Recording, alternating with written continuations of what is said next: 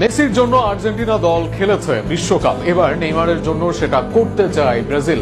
এমনটাই বলেন ব্রাজিলের মিডফিল্ডার ক্যাসেমিরো। সাম্প্রতিক সময় সাংবাদিকদের প্রশ্নের জবাবে এমনটাই বলেন তিনি।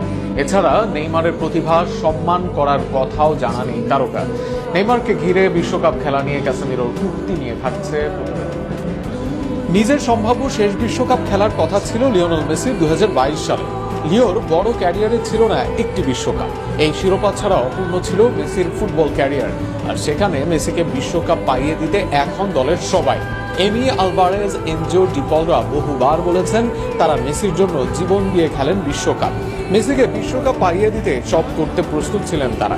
মাঠের ফুটবলেও দেখা যায় তার প্রতিচ্ছবি।